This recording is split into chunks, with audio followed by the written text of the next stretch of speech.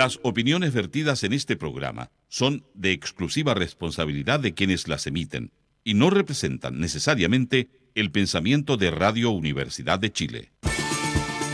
Fundación Progresa presenta en Radio Universidad de Chile Cambio de Switch, el espacio progresista de reflexión y diálogo con la conducción de Marco Enríquez Ominami. Cambio de Switch, el programa radial menos neutral de Chile.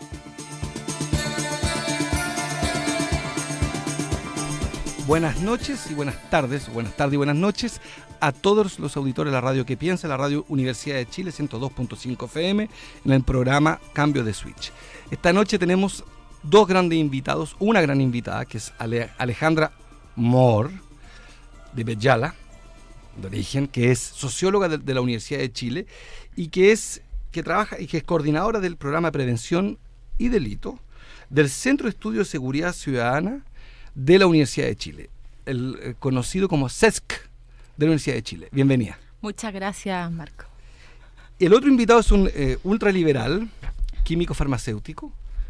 Es abogado, profesor de Derecho Constitucional, es director del programa de Políticas Públicas del Instituto de Libertad y Desarrollo y estudió en la Católica.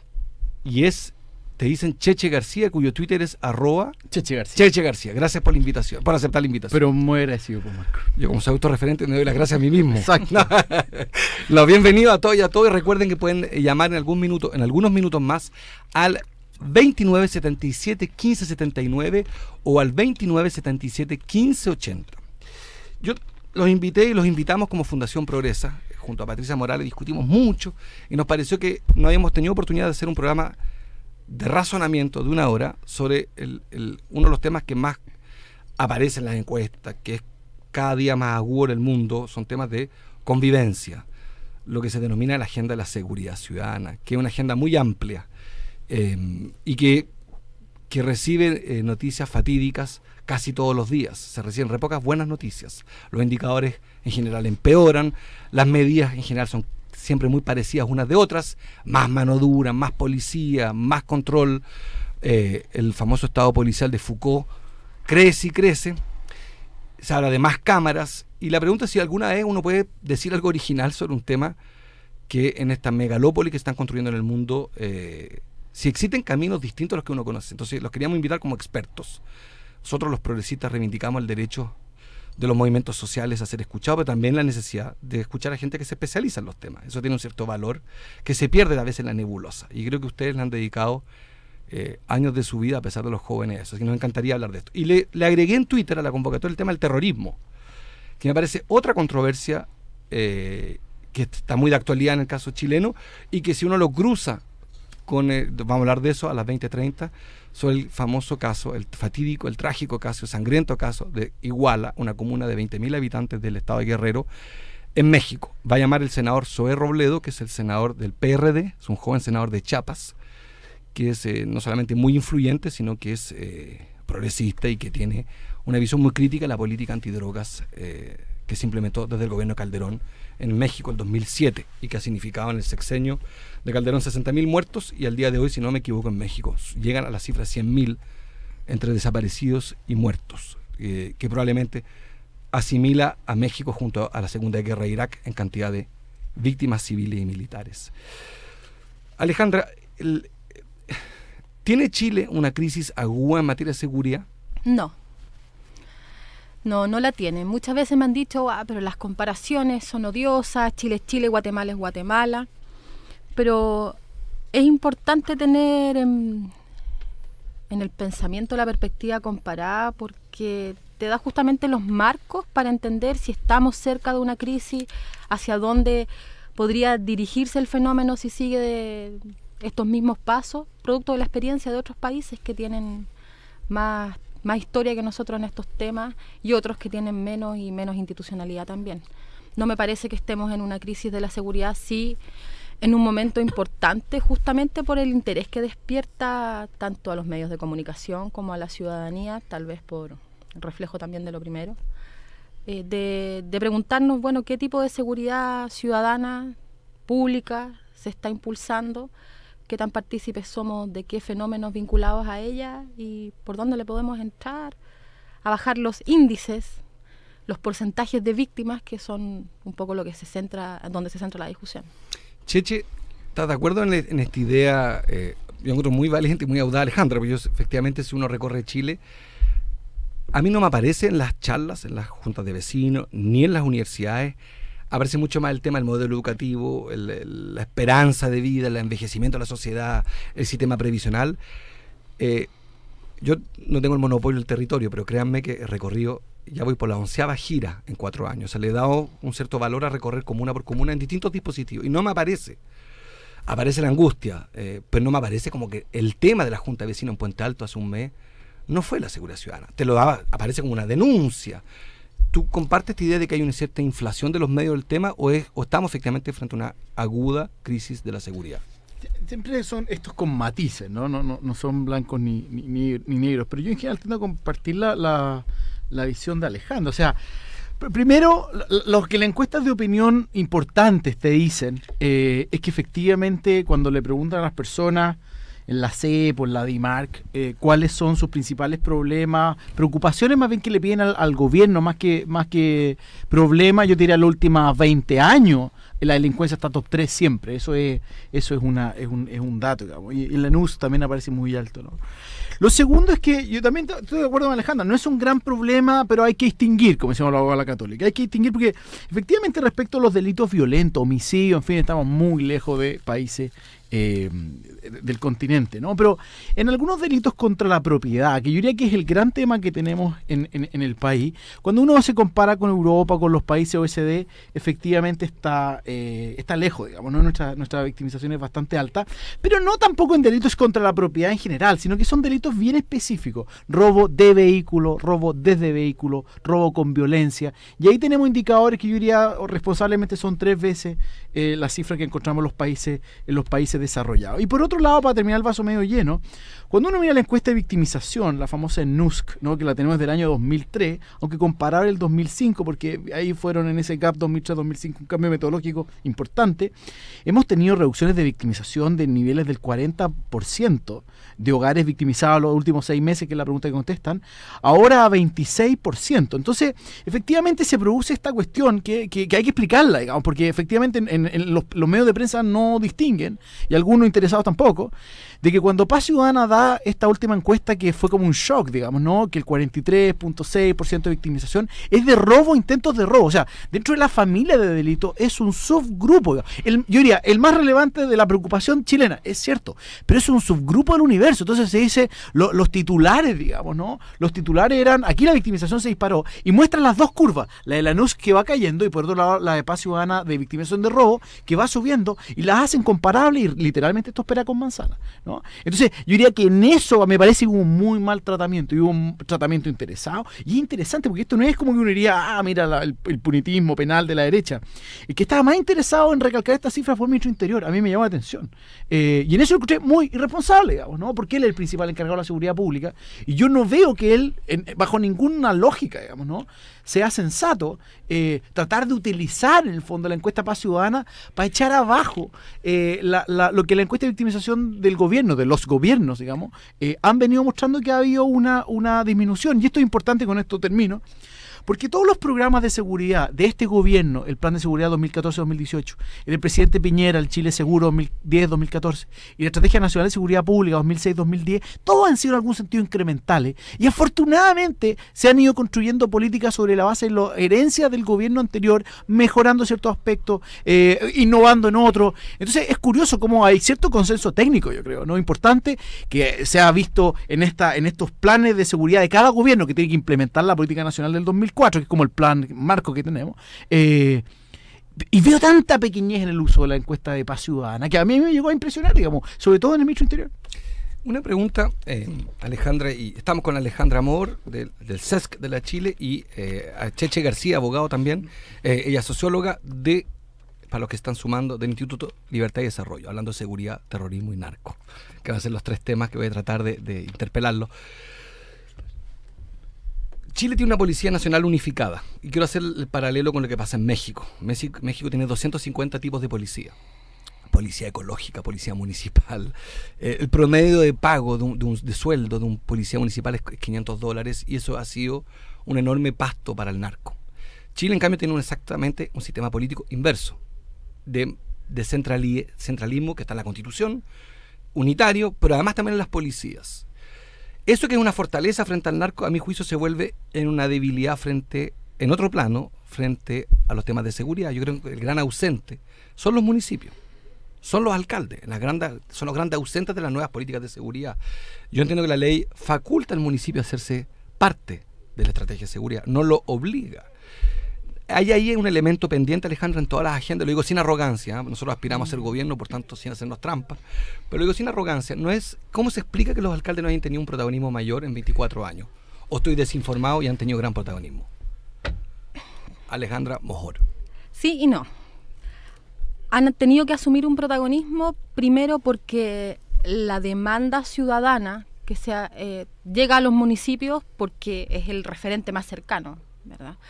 Y así vemos como desde fines de los 90 empezamos a ver carritos de colores que decían seguridad ciudadana, adscritos a los diferentes municipios. Ahora, efectivamente, la ley vigente faculta a los municipios a la colaboración, mas no los obliga a asumir un tema. Se planteó en el plan que fue presentado ahora en septiembre, viene con una modificación legal al respecto. Hemos tenido ocasión de revisar y de comentar. Yo participo en representación del CESC en la Comisión de Seguridad Ciudadana de la Asociación Chilena de Municipios, que lleva bastantes años de trabajo. Y creo yo que ha jugado un rol bastante importante en lo que fue primero la definición de la política y ahora en la revisión de la ley. Se nos dio la oportunidad no solo de revisarla, sino que de comentarla en una reunión oficial donde desde el Ministerio del Interior fueron a recibir nuestros comentarios. Es un ejercicio súper interesante de horizontalizar el debate, involucrando a todos los actores, porque en esa comisión participa además la Fundación Paz Ciudadana, participa el Alberto Hurtado, ¿verdad?, que tiene un centro también dedicado a los estudios en esta materia. Además de, por supuesto, una diversidad importante de municipios y la propia Intendencia de Santiago. Entonces hay una ley, hay una modificación legal que viene en este sentido a darle a los municipios la responsabilidad y el protagonismo que vienen adquiriendo desde el año 2001, cuando el Plan Comuna Segura Compromiso 100 hace su primer acercamiento a territorializar la prevención del delito. Y yo creo que ahí viene la parte del no. Del no a tu pregunta, digamos. De que se ha hecho un esfuerzo por integrarlo. Y que tanto debieran entrarle al tema de la seguridad.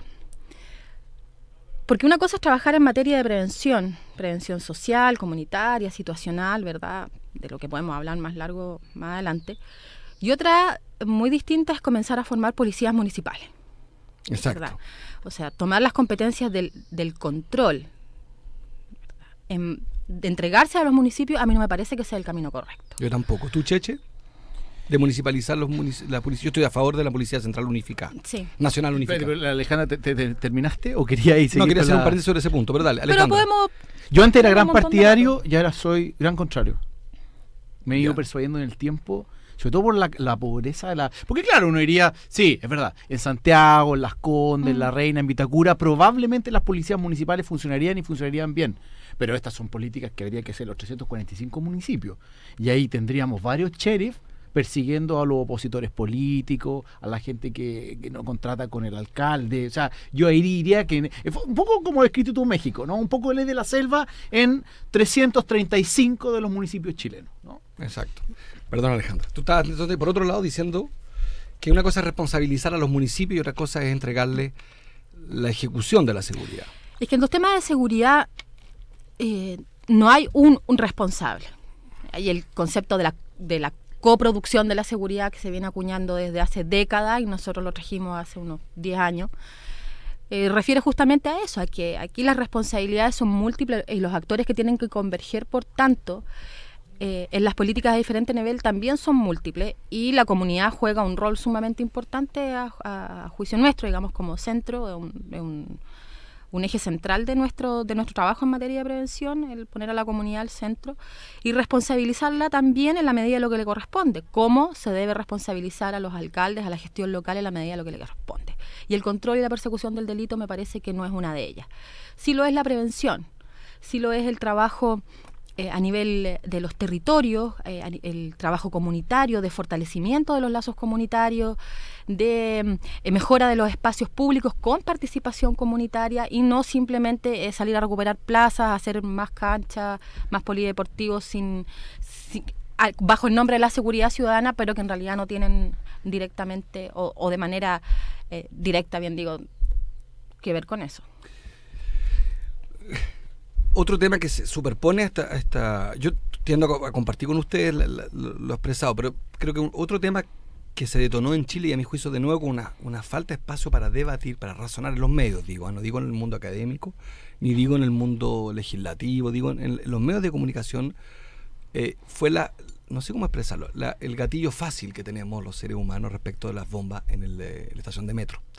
Como ya al día siguiente, más bien en la misma noche, eso se calificó inmediatamente de terrorismo, sin un debate mínimo, público, digo, entre los actores opinantes. Cheche, a tu juicio, en Chile ¿hay terrorismo?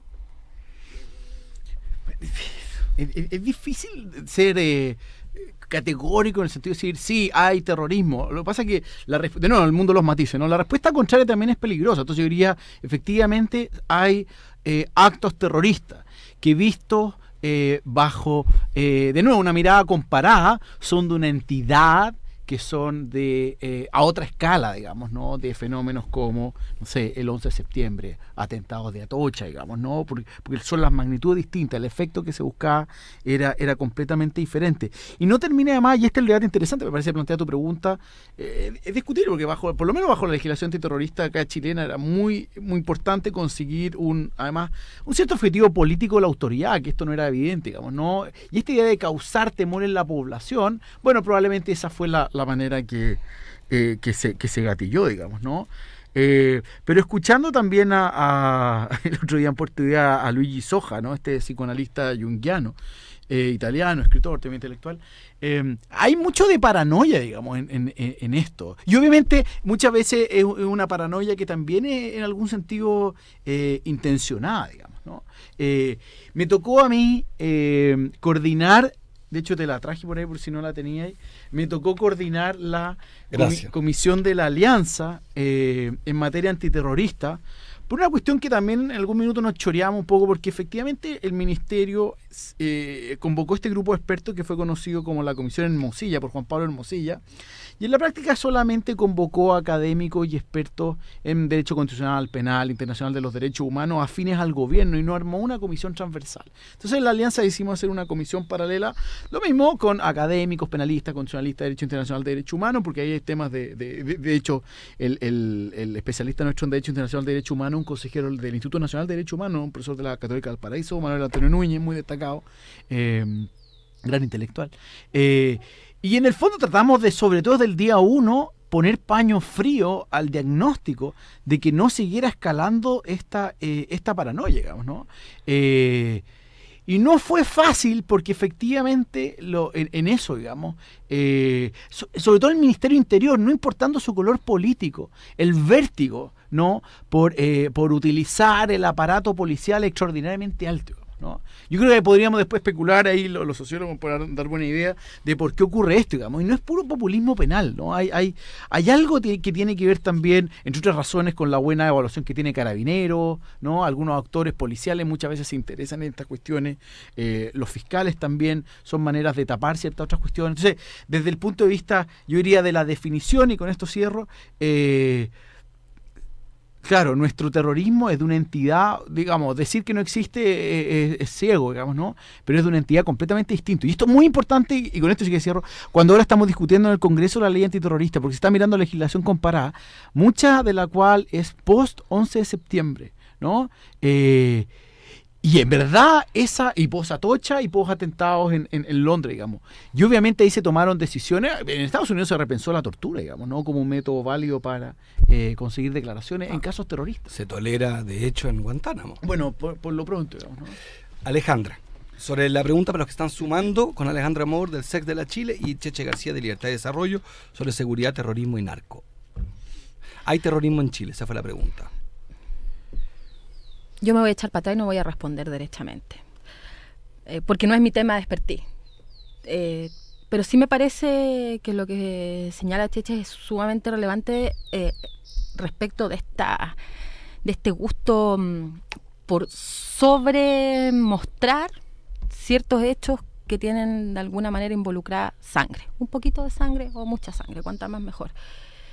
Y eso yo creo que efectivamente a lo que lleva es a tomar decisiones equivocadas toda vez que se comienza a dirigir la política pública, a orientar la política pública en función de la casuística y no de la realidad del país, ¿verdad? Porque cuando hablamos de la puerta giratoria, que ya es un tema que uno lo tiene medio cansado también, pero es que el juez X dejó en libertad al delincuente Y que tenía 10 detenciones anteriores. Sí, ok, pero ese es un caso.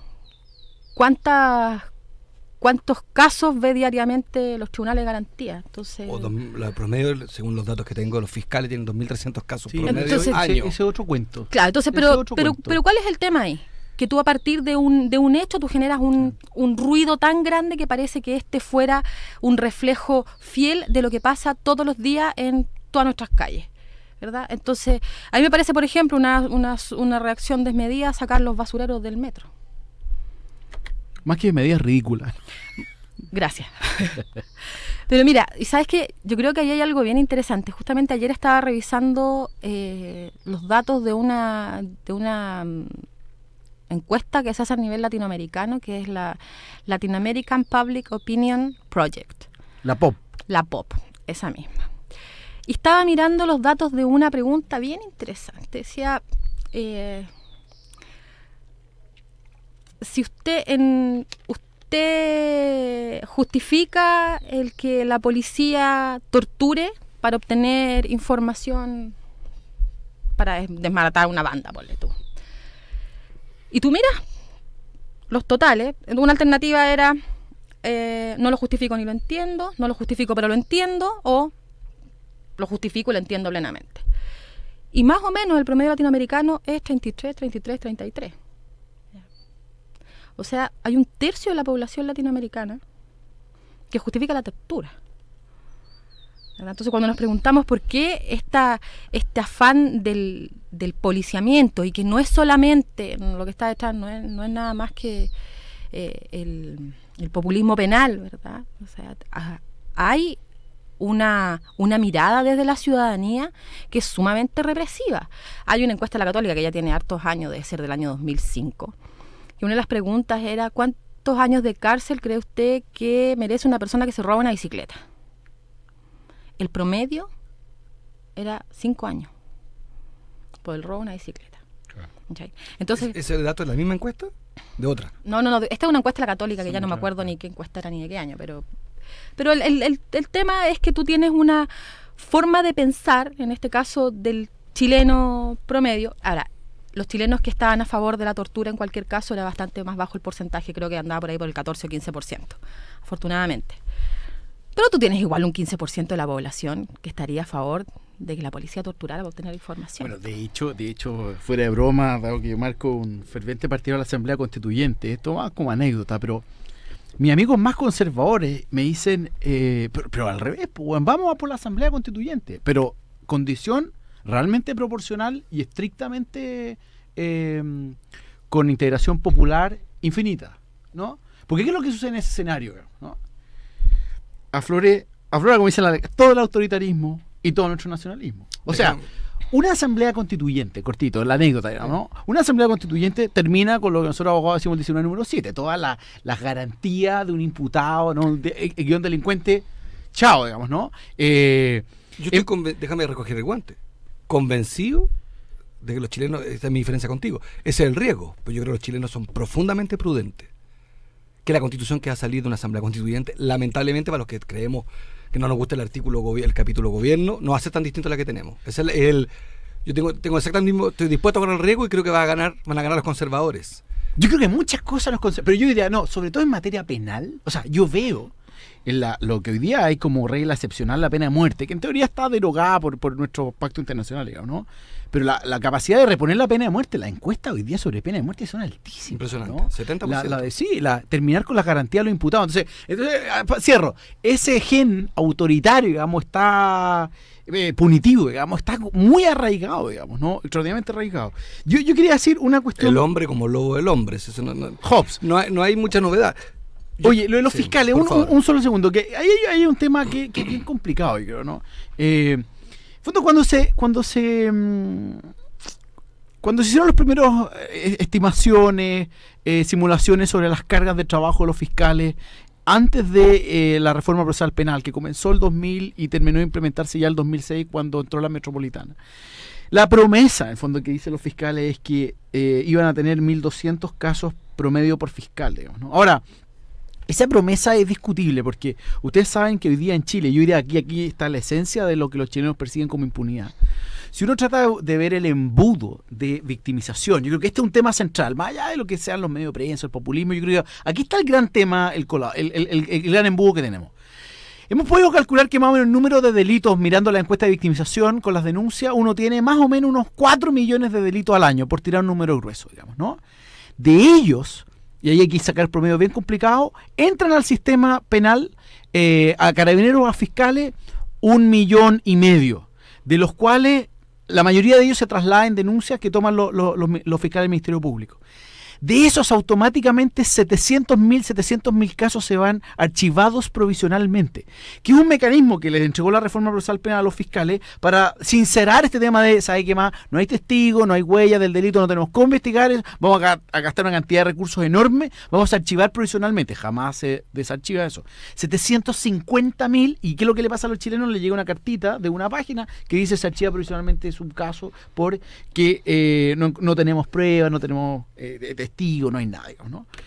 Y después entran el otro 700.000 casos al sistema. Y ahí empiezan a procesar los fiscales y después vienen las negociaciones, suspensión condicional del procedimiento. En fin. Entonces, y esto es bien dramático porque al final uno ve que la probabilidad de condena en un delito como el robo con violencia, dependiendo de distintos estudios, es entre el 4% al 2%. O sea, eso significa que de 100 robos con violencia, entre 2 y 4 terminan con una condena, ¿no? Entonces yo diría, más allá del discurso populista, lo que uno tiene que hacer, digamos, y esto es importante, porque en el fondo, no importa subir las penas al infinito, no sirve de nada, no importa contratar carabineros al infinito, lo que uno necesita es aumentar lo que se llama el enforcement, ¿no? La exigibilidad de las normas. Pero todo lo que has expresado en nada contradice la afirmación de que están colapsados.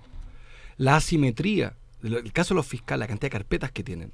Claro, mi punto es que las simulaciones están, en el fondo son lo inicialmente proyectadas. Sí, pero no cambia nada el punto. El punto es que tú tenías fiscales hoy día, cosa de verlo en los casos incluso de alta connotación pública, la asimetría, la precariedad con que trabaja el fiscal en los estudios jurídicos que enfrenta.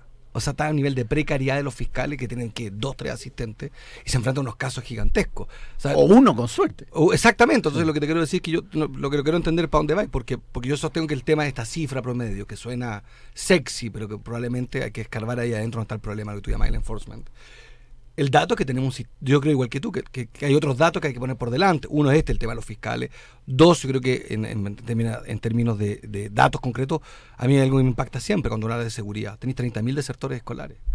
En Chile hay 30.000 desertores escolares y hay 2 colegios para recibirlos. O sea, cuando habláis de seguridad ciudadana, una mega oportunidad de salir a buscar, rescata tan solo la mitad de esos cabros, la mitad de estos adolescentes que no van al colegio, y va disminuyendo el nivel de exposición, ¿cómo se llama técnicamente? Factores de riesgo al delito. Oye, queda un minuto, Cheche, para terminar tu idea. No, el enforcement. La idea es la eficacia, ¿no? O sea, porque el populismo penal, ¿en qué descansa? La idea de que, no sé, hurto hormiga, pena de muerte. Robo con violencia, pena de muerte, por darle el exceso, digamos, ¿no? Y en realidad lo que uno tiene que hacer hoy día no es ponerse a seguir contratando más carabineros, en fin, sino que hay que capacitarlos, hay que generar coordinaciones entre fiscales y policía, y sobre todo capacitaciones interinstitucionales. Esto es ridículo. Vamos a volver en unos 60 segundos más, después de nuestros auspiciadores FP, ISAPRES, comisionistas de armas, y volvemos a este gran programa junto a Alejandra Mojor, de CESC, de la Universidad de Chile, socióloga, experta en prevención y delito, y con Cheche García, abogado de la Católica, padre de 3 hijos, director de políticas públicas del Instituto Libertad y Desarrollo. 3 hijas. 3 hijas, todas mujeres, igual que yo, tengo 2. Volvemos a la vuelta en 60 segundos. Besos y abrazos.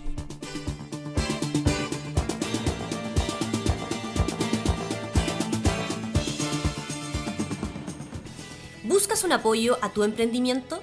Te invitamos a conocer Núcleo Emprendedor, comunidad y plataforma online de la Mutual de Seguridad, orientada a educar, informar y motivar a los pequeños y medianos empresarios del país para el desarrollo sustentable de su negocio. Visita www.nucleoemprendedor.cl o encuéntranos en www.mutual.cl.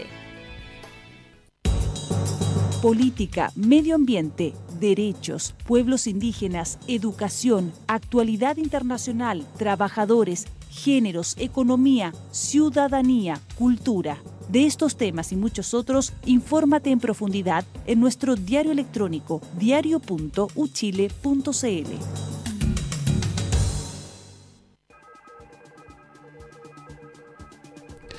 Buenas tardes, estamos de vuelta en Cambio de Switch en la Radio Universidad de Chile junto a Alejandra Mohr del CESC de la Universidad de Chile, que es experta en seguridad y prevención del delito, y con Cheche García de Revolución Democrática. De Revolución Democrática. Desarrollo. Está Aldo Díaz, pero vamos a esperar, Aldo, paciencia, porque todavía queda un contrapunto. Yo tengo una pregunta para Cheche y después Alejandra quería detenerse en el tema de la eficiencia, la discusión sobre cuán eficiente es el sistema. Una pregunta política, miserable, pequeña, partidista. Cheche, yo te escucho y yo odio las etiquetas, por tanto voy a ser súper respetuoso, pero escucho una reflexión mucho más, perdón que use la palabra porque es autorreferente, pero más progresista que del sector donde tú vienes, porque cuando tú dices que hay una cosa hiperbólica, de exageración, de roba una bicicleta, pena de muerte, esto es una etiqueta injusta, pero es para debatir. Es más bien las fundaciones con las que tú te relacionas, que son Fundación Jaime Guzmán, Avanza Chile, Libertad de Desarrollo, Instituto Libertad, son los centros de pensamiento que están mucho más cerca del populismo penal. En la Cámara de Diputados, sus legisladores son los primeros en plantearnos, yo fui diputado un periodo, me quedé impactado, son los que nos plantean todos los días de que éramos unos garantistas espantosos y que lo que hay que hacer era populismo penal. Te tensiono con tu domicilio, con respeto y fraternidad. Mira, yo he visto de todo, y en esto es como transversalmente. Es verdad que la derecha tiene aquí yo diría tiene un nicho político y lo ha explotado en el pasado, en fin, pero al final los resultados han sido bien poco relevante, digamos, ¿no? Yo diría que hoy día uno de los grandes problemas que enfrentó el presidente Piñera, y que en el fondo es un problema hoy día para la centro-derecha políticamente, que la ciudadanía está bastante indiferente en términos de seguridad ciudadana entre las promesas de la centro-izquierda y la centro-derecha. O sea, ambas no tienen credibilidad, diría yo, ¿no? En la autocrítica, ¿no? Porque las promesas fueron desmedidas. ¿Sí? Las expectativas que generó el presidente Piñera en esto fueron de ridículas, digamos, ¿no? Eso por un lado, pero yo no diría que hay... Pero por otro lado, he visto unos discursos del ministro Peñailillo que son ridículos. O sea, en el fondo el ministro Maudi que podemos tener en el Ministerio Interior.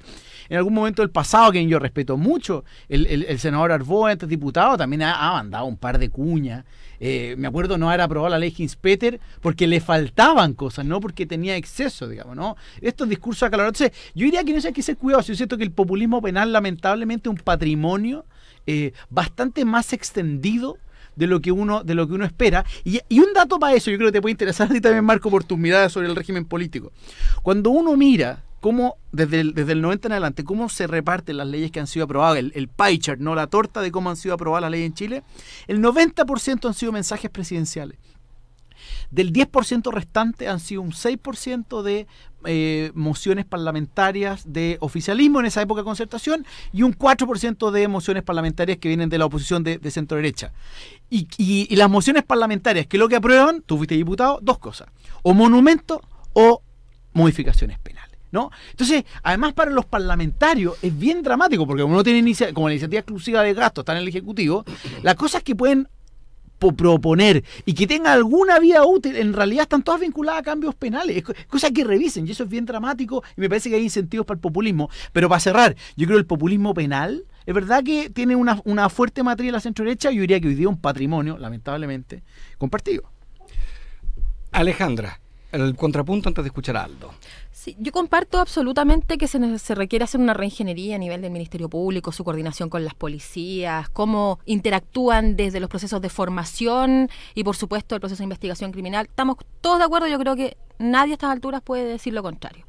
Sin embargo, me preocupa mucho que pongamos el acento aquí y diciendo hagamos más eficaz el sistema de persecución para que podamos meter más gente a la cárcel, con mayor evidencia, ojalá, y de mejor calidad, y que las cárceles no sean eficientes en la tarea fundamental que es generar una reinserción efectiva de las personas que están privadas de libertad y de las que están cumpliendo condena en libertad, digamos, en medio abierto.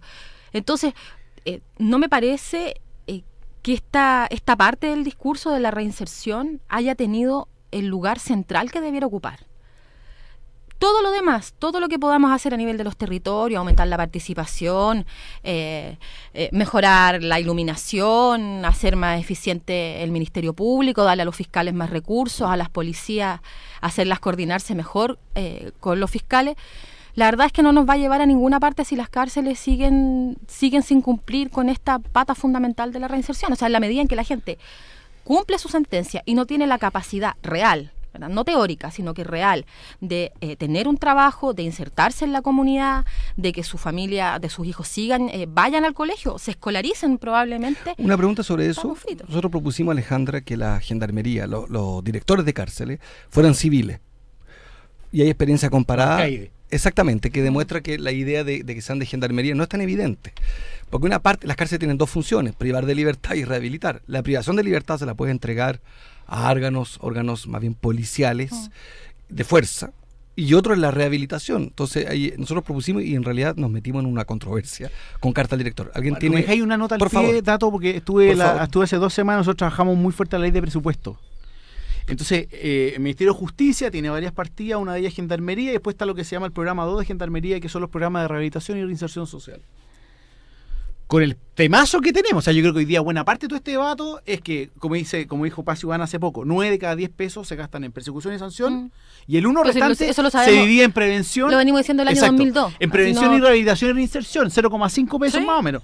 ¿Sabéis cuánto se incrementó este gobierno progresista, el ministro Gómez? ¿Tú sabes cuánto es el aumento de presupuesto? El aumento del presupuesto promedio es 9,8. ¿Tú sabes cuánto es el aumento o el cambio presupuestario de este programa de rehabilitación y reinserción en gendarmería? No. Menos 0,3%. ¿Y cuál es la respuesta del ministro? No, lo que pasa es que nosotros pretendemos anunció una agenda de 25 proyectos de ley, para que vean cómo van a ver las prioridades. Es que estamos sacando el nuevo Servicio Nacional de Rehabilitación y Reinserción. Muy potente, estamos todos de acuerdo técnicamente, es un gran paso adelante, en fin. Pero ¿cuánto se va a demorar en sacar eso? ¿3 o 4 años? ¿Y qué vamos a hacer estos 3 o 4 años?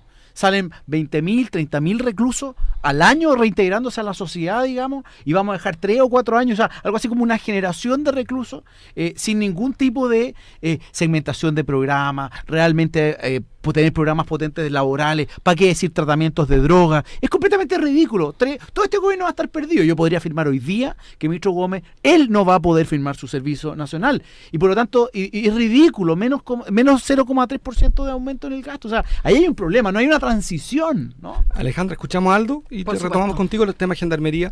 Aldo Díaz, te escuchamos con ansiedad y amor. Hola, buenas tardes. Buenas tardes.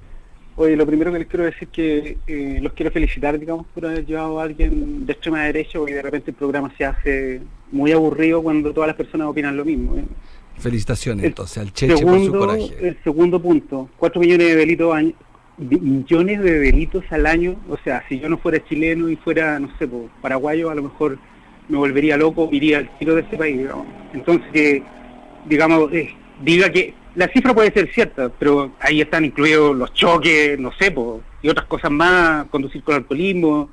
Entonces no es decir 4 millones de delitos al año, ya es terrorífico, digamos. Gracias, Aldo. Un abrazo.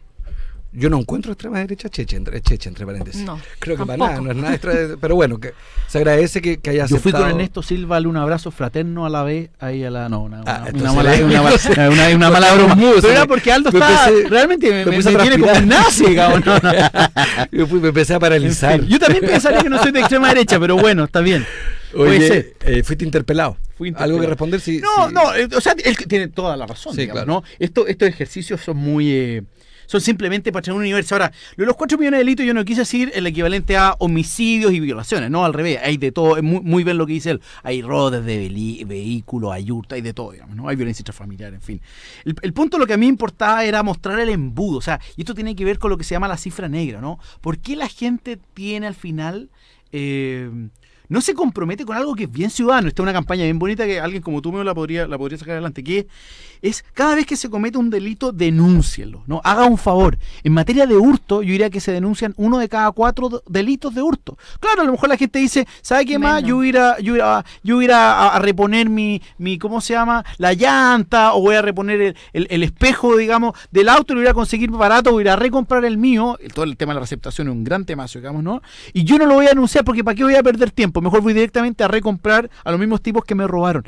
Esa cultura es la que este embudo genera, digamos, ¿no? Que es la falta de confianza en que tiene sentido denunciar y que no me van a tramitar. Y sabes que Alejandro con el tema de los hurtos es peor. Hurtos y lesiones son los delitos que ocupan el grueso de los que denominamos delitos de mayor connotación social.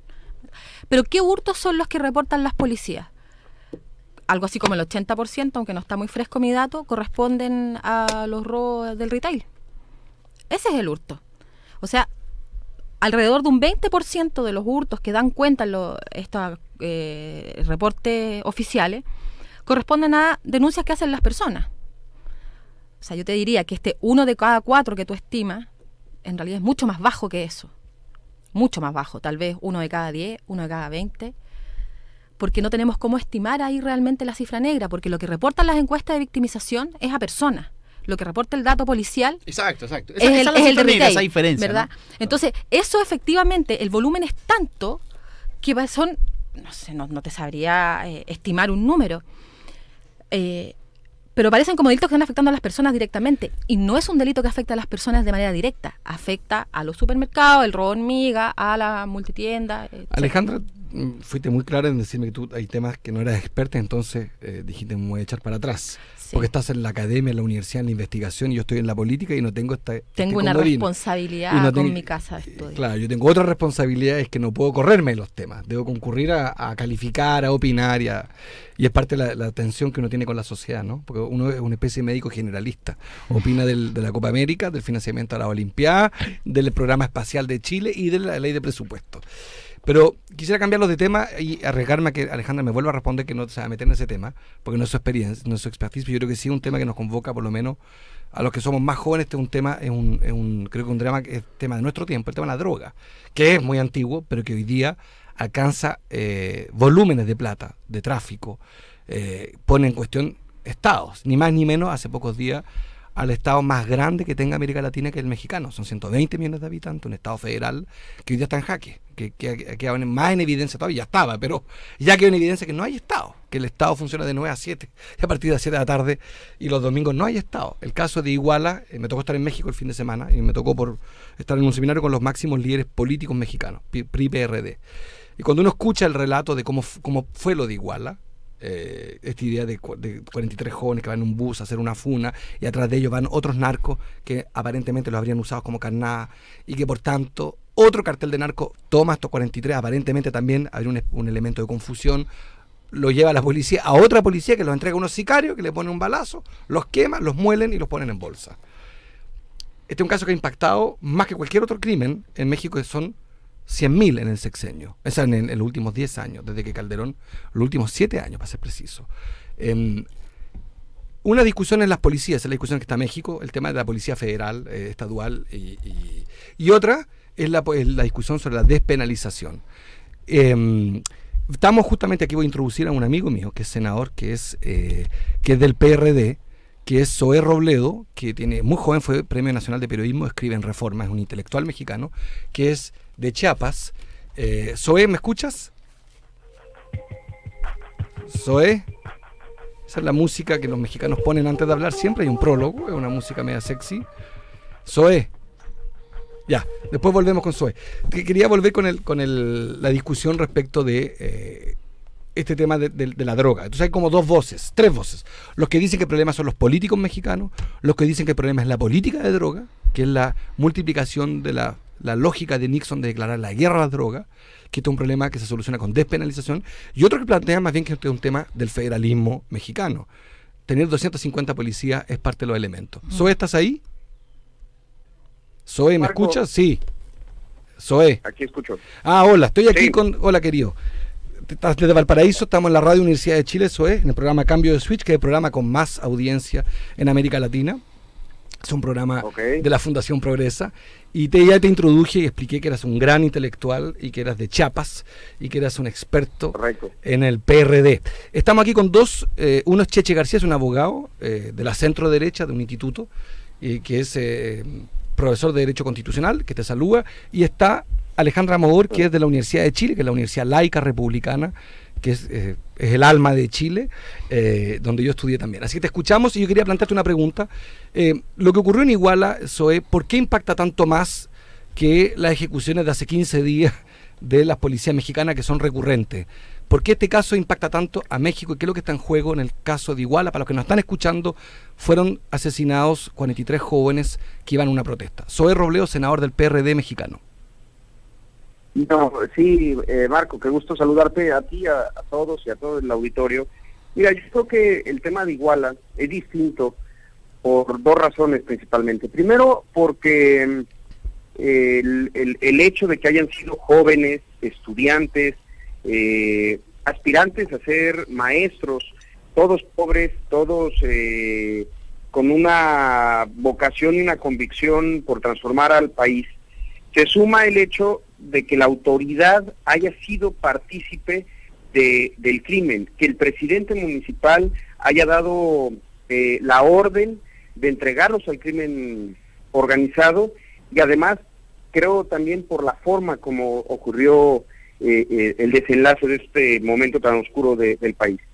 Pero además creo que el tema de Iguala, a final de cuentas, lo que está demostrando y reflejando es una profunda degradación institucional en materia de seguridad, en el combate a la corrupción, a la impunidad, a la procuración de justicia, y a la forma como estamos eligiendo a los candidatos para vivir en una democracia. Iguala pareciera un caso de estudio en donde se reflejan todas las debilidades institucionales de México, y a esto si se le suma la indignación de 43 jóvenes que en cualquier otro rincón del mundo democrático hubieran estado protegidos, el Estado les hubiera podido garantizar lo mínimo que es la seguridad y la protección a la vida. Aquí no lo pudimos hacer.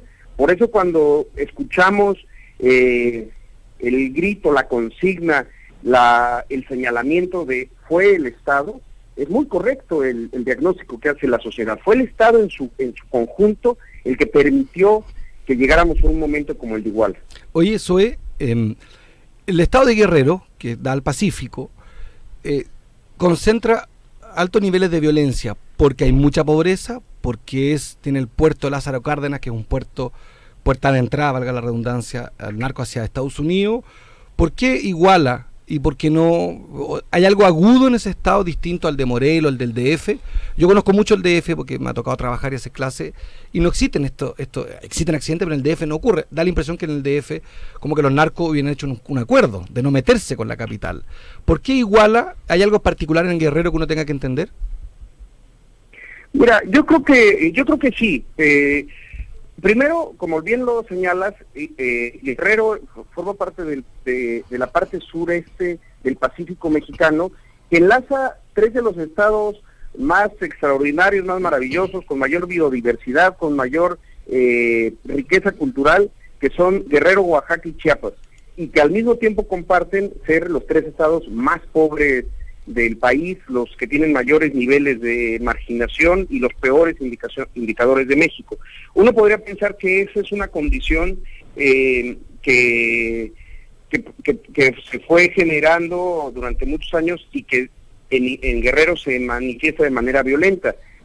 Yo creo que habría que hacer un análisis un poco más profundo. Guerrero tiene una historia de luchas armadas, de una guerrilla social muy profunda desde la época de Lucio Cabañas y de Genaro y de Genaro Vázquez, por ahí de los años 60 y 70.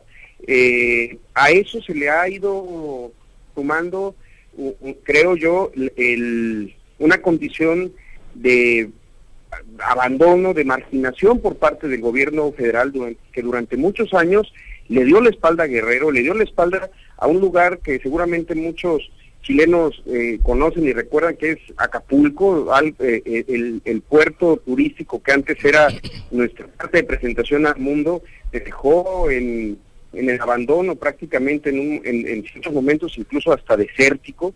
Entonces creo que son esos elementos, una parte que tiene que ver con un narcotráfico que puede operar de manera muy impune, la manifestación social como una amenaza real de articulación y en la resistencia a este orden de cosas tan desequilibrada, y por el otro lado sin duda la pobreza.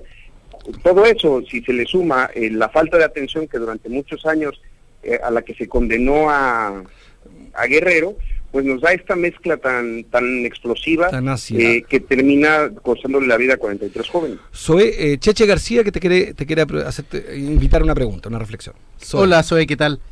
Oye, yo sigo el debate muy intenso que tienen ustedes estos días. Yo leo, por ejemplo, las cosas que se están escribiendo en Letras Libres, lo que escribe Enrique, León Krause, Jesús Silva Herzog. Esos son mis amigos liberales y referentes allá. Y se están discutiendo bastante en torno a esta, digamos, destrucción del Estado, ¿no? Y es algo que tú estabas mencionando. Nosotros veíamos acá las imágenes de Acapulco, y en realidad esto que tú llamas resistencia social en realidad es algo así como, veíamos como a un policía le daban, en Chile diríamos, le sacaban la mugre, o no le estaban dando muy duro en el suelo, y donde uno veía entonces la resistencia frente a esta idea de policías corruptos, en fin, o sea, el diagnóstico que tú presentas nosotros lo hemos visto en televisión, y varios lo hemos seguido por lo que han transmitido los intelectuales mexicanos, digamos, pero la pregunta es, ¿cuál es el estado de ánimo, Zoe, hoy día hacia dónde construir un pacto de sacar este México que está un poco desfondado, que además recuerda mucho algunas de las novelas de Héctor Aguilar Camín, digamos, ¿no? Y en este como nuevo pacto, digamos, donde efectivamente hay Estado de Derecho y no terminan en Colombia, donde la mitad del continente, la mitad del país era la ley de la selva, digamos, ¿no? Zoe, te escuchamos. Claro. 7 minutos, 6. Sí, mira, yo creo que primero habría que decir que el humor social, el ánimo de la gente, según muchísimos estudios de opinión, encuestas y estudios sociológicos, ya ha pasado de la tristeza que puede generar esto a la ira, a un estado de enojo generalizado, junto con instituciones con cada vez menos confianza y menos credibilidad por parte de los ciudadanos. Y eso lo digo porque yo estoy convencido que la posibilidad de generar un pacto que puede articularse en una comisión de la verdad o en algún mecanismo que lo resuelva tres problemas. Uno, ¿qué pasó exactamente con los jóvenes? Dos, ¿cómo llegamos hasta aquí? Y tres, ¿qué hacemos para que eso nunca vuelva a ocurrir? Estoy convencido que tendrá que venir desde la sociedad, tendrá que venir con la legitimidad que le pueden dar intelectuales, periodistas, activistas sociales. Tú simplemente mencionabas hace unos momentos algunos de ellos, gente como Enrique Krause o como Jesús Silva Herzog, vaya a acudir a la reserva moral de nuestro país para que podamos articular soluciones de largo plazo. Eso aunado a la voluntad política que deben de manifestar los partidos políticos y que no pueden pensar ahora en el cálculo electoral nada más. Quedan 4 minutos y Alejandra, que es directora de un programa dentro de una gran institución muy respetada en Chile sobre seguridad, te quiere también hacer una pregunta. Señor congresista, muy buenas tardes. Sí, mi preocupación, yo creo que los diagnósticos están bastante claros en el caso de México. Marco hablaba de 200 cuerpos policiales, en realidad son más de 2.000 cuerpos policiales, cada uno con sus escalas de sueldo, sus formas de ingreso, etcétera. el diagnóstico está bastante claro en ese sentido, y también sabemos que México no es homogéneo, es decir, las realidades en México también son muy diversas respecto de cuáles son, qué tan agudas son las problemáticas del crimen organizado, el narcotráfico, la migración, etcétera. Mi preocupación principal es cuál es la voluntad real, más allá de cuál debería ser el deber moral hoy día de la clase política, cuál es la voluntad real de ella de generar las transformaciones que realmente se requieren para que México salga del espiral de violencia en el que está sumido desde hace ya muchísimos años. Porque esto no es nuevo, esto se viene discutiendo hace 10 años. Gracias, Alejandra. Zoe. Mira, Alejandra, cuando uno ve las puertas del Palacio Nacional en llamas, y las agresiones que han sufrido muchos compañeros, incluso senadores de izquierda muy respetados, que en la calle de repente la gente empieza a agredirlos, ya no solamente verbal, sino incluso físicamente, es cuando debemos de pensar que o ponemos todo de nuestra parte y todo lo que nos corresponde en la mesa, o lo que estaremos poniendo en riesgo de verdad es la propia democracia mexicana. Yo lo pongo a ese nivel de alarma fuera de mi país y dentro de mi país, porque de otra manera la vida de los 43 jóvenes y de muchos miles de mexicanos, víctimas, desaparecidos, desplazados, asesinados, que se suman en esta numerología del terror, pues no habrán valido absolutamente para nada. Yo estoy planteando medidas de regeneración política electoral que sancionen realmente a los partidos, que pongan controles de confianza y se utilice la inteligencia del Estado también para evitar que un criminal vuelva a ser postulado en México, pero también es un buen momento para plantear el mando único policial, el asunto de la despenalización del consumo de la marihuana, que le representa a los narcotraficantes 40% de sus ingresos, y que hoy una persona que es arrestada con más de 5.1 gramos de marihuana puede llevar 10 o 25 años en la cárcel. Temas que han sido tabú en México durante muchos años. Ese es el grado de la descomposición y de la alarma, de la crisis institucional y del Estado que estamos viviendo. Entonces, creo que este es un momento donde o hay voluntad o nos atenemos nosotros también a las consecuencias de no hacerlo. Gracias, Zoe. Senador, nos habría encantado aprovecharte para hablar un poco de Chiapas, que si no me equivoco es uno de los estados más pobres y que más tiene presión migratoria de México, pero más lindo. Más lindo, precioso, y en fin, ya hablaremos contigo de tus visiones sobre el Estado que representas como senador. Un abrazo, te dejamos en Valparaíso en la interparlamentaria y hablamos más tarde, espero, para poder despedirnos y a ver si nos vemos mañana. Un abrazo y después aprovecho de despedirme de nuestro invitado. Abrazo, Zoe. Chao. Muchas gracias. Chao, Zoe. Chao. Queda un minuto, Alejandra, últimas palabras de 10 segundos. Bueno, mirar a México nos dice, no estamos tan mal, no queremos llegar allá, ¿qué vamos a hacer? El problema principal de México, a mi juicio, no es el crimen organizado, no es la penalización, no es la estructura política, es que se han conjugado todos estos elementos y muchísimos otros y han llevado a una crisis que, concuerdo plenamente con Zoe, es ahora, o la verdad, lo que se viene para adelante. Gracias, Alejandra, por la invitación y esperamos tenerte nuevamente. Un gusto tenerte por aquí, Marco. Si así lo aceptas. ¿Quieres? Cheche. Oye, algo anecdótico, comentando el partido de fútbol, los que estamos por la legalización de las drogas, parece que en este debate de la red alta UDD, que estaba Lagos contra otros muchachos, la legalización de las drogas, parece que don Ricardo no lo ha hecho muy bien. Entonces no está bajando un poco los argumentos pero dicen que es porque tiene que hablar en inglés, entonces la locuacidad ahí estaría de Cheche. Pero legalización de las drogas, yo diría, es el tema, va a estar en la agenda del 2017. Gracias, Cheche, también estás invitado, y gracias a Aldo, y recogemos la crítica fraterna de Aldo Díaz sobre el pluralismo. Un abrazo, nos vemos el próximo martes con invitados casi tan interesantes como los de hoy en Cambio de Switch. Y sigan el programa que viene, que es tanto o mejor que el nuestro, en Radio Universidad de Chile 102.5 FM. Un abrazo, el Zócalo. Chao, nos vemos más tarde, el próximo martes.